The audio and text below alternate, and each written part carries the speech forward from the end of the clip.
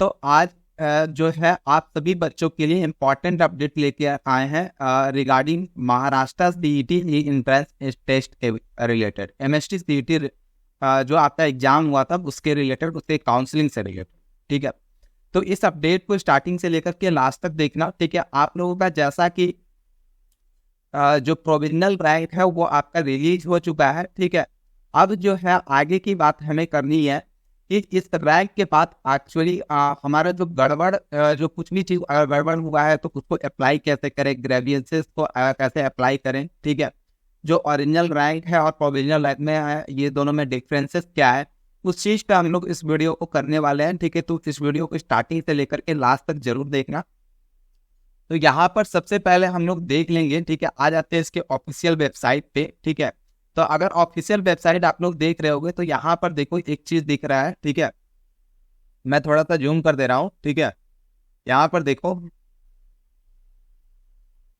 और यहाँ देखो submission of grievance if any for all type of candidates. ठीक है, अगर इस किसी भी टाइप का प्रॉब्लम हुआ है, ठीक है, और आप ग्रेवियंस के अंदर सबमिशन करना चाहते हो तो उसका जो शेड्यूल है वो आज से लेकर के कल के शाम 5 बजे तक है। सॉरी, कल नहीं, परसों के शाम 5 बजे तक है।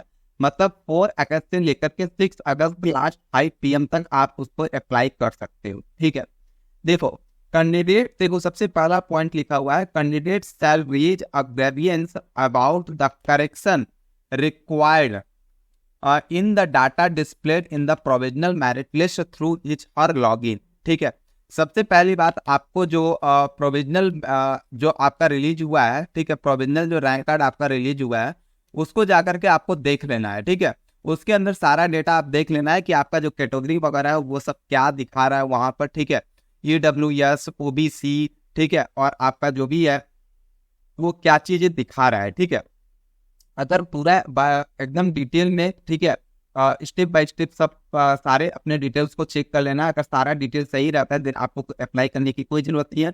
अगर आपका कुछ भी गड़बड़ होता है देन आपको अप्लाई करने का नीड पड़ सकता है। ठीक है, the application of such candidate shall be recorded back to the candidate in his और हर लॉगिन फॉर द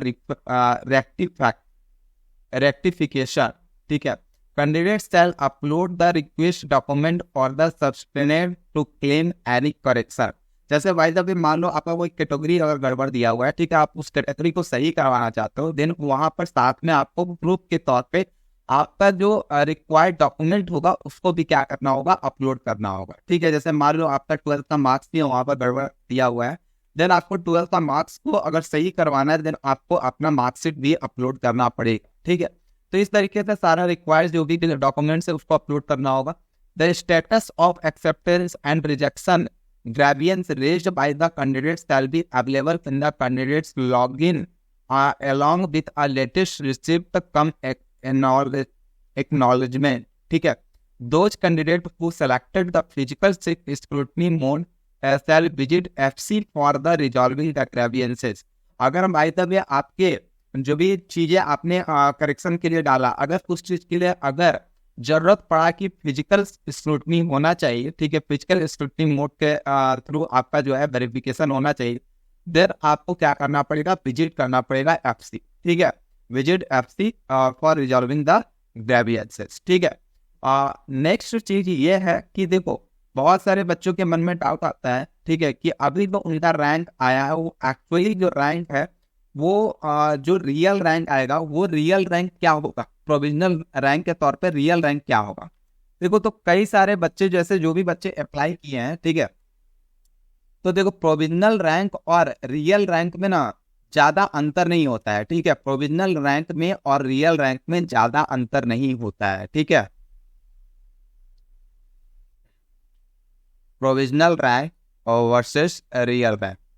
ठीक है, देखो अभी जो है एक्चुअली जो भी रैंक आपका जैसे मान लो 15,436 अगर मान लो रिलीज हुआ है, ठीक है, लेकिन करना क्या होगा, कुछ नहीं, अगर आपका सब कुछ सही रहता है छोड़ दो, तो रियल रैंक में एक्चुअली क्या होगा, या तो इससे 10 मतलब 10 रैंक क्या होगा, या तो ऊपर जाएगा या फिर 10 रैंक नीचे आएगा। ठीक है, अगर मान लो कोई बच्चा का कैटेगरी के कारण आपसे ऊपर चला गया, ठीक है, तो उसके कारण आपका रैंक नीचे आ सकता है, या फिर मान लो कोई किसी का कोई जो आपका कैटेगरी डाला हुआ है वो कैटेगरी गलत डाला है, उसको बेनिफिट मिल रहा था, फिर वो क्या होगा, वो उस कैटेगरी के कारण हो सकता है कि नीचे आ जाए, तो इस तरह से आपका रैंक और ऊपर जा सकता है। ठीक है, तो बस यही अंतर होता है, ज्यादा का डिफरेंसेस नहीं होता। अगर भाई साहब मान लो 50 के प्लस अगर रैंक बन रहा है, उस केस में 500,000 रैंक का डिफरेंसेस आ सकता है। ठीक है, अदरवाइज जो है वो ज्यादा का डिफरेंस नहीं होता है, बहुत छोटा सा डिफरेंस होता है। ठीक है, तो ये था इंपॉर्टेंट अपडेट। तो फटाफट जाकर के सारे बच्चे अप्लाई कर लेना, जिसका जिसका जो भी प्रॉब्लम आया। ठीक है, एक बार चेक जरूर कर लेना। बाय द वे किसी भी टाइप का दिक्कत आता है देन क्या होगा, आपका एडमिशन के टाइम में दिक्कत आ जाएगा। ठीक है, तो इस चीज को एकदम ध्यान देना। ठीक है, और बाकी किसी भी टाइप का आपको डाउट हो, ठीक है, नीचे नंबर आ रहा है, उस नंबर पे कांटेक्ट कर लेना। या फिर किसी भी कॉलेज के अंदर आप चाहते हो कि डायरेक्ट एडमिशन ले लें MST सिटी के किसी कॉलेज के अंदर, तो कुछ सीट्स जो होता है वो डायरेक्ट एडमिशन के लिए होता है मैनेजमेंट कोटा के थ्रू।